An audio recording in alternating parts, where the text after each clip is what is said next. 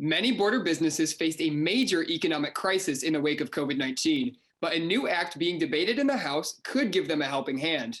Cronkite News reporter Emma Vandeneinde shares how one business is responding to this measure. Thomas Gonzalez was a newcomer to Morley Avenue, a vibrant street constantly filled to the brim with visitors.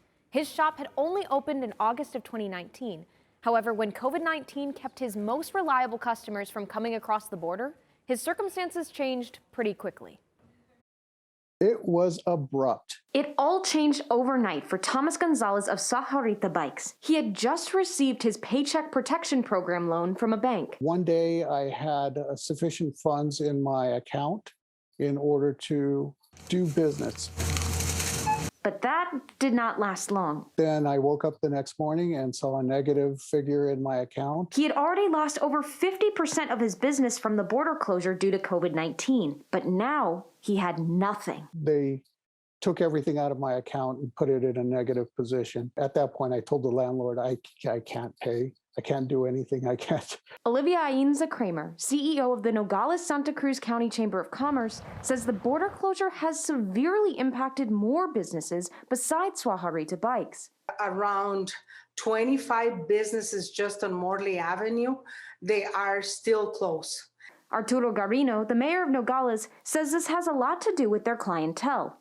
There's usually about 60% to 65% of the sales tax in the city of Nogales comes from people from Sonora. They visit Nogales and on their way back, they purchase here, stay at the hotels, refuel their vehicles. So we lost a lot of that. Arizona Representative Raul Grijalva wants to introduce a solution. He created the Border Business COVID-19 Rescue Act, a measure that would give $500,000 in loans to businesses that are 25 miles or less away from the border.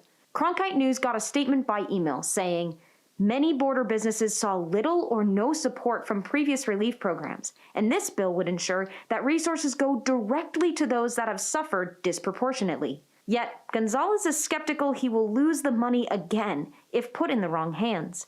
If the federal government gives this money to banks, it would be the same as telling wolves to take care of the flock. Gonzalez knows there's a long road ahead before Morley Avenue looks the way it did. There are times I couldn't walk out of my front door without running into a person. Now, he just waits for support to purchase his business back. I'm saving my pennies, and hopefully if I could take advantage of a loan, that could help me actually purchase that space.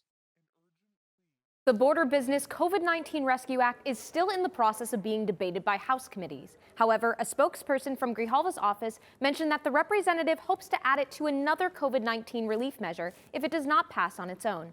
In the studio, Emma Vandeneinde, Cronkite News.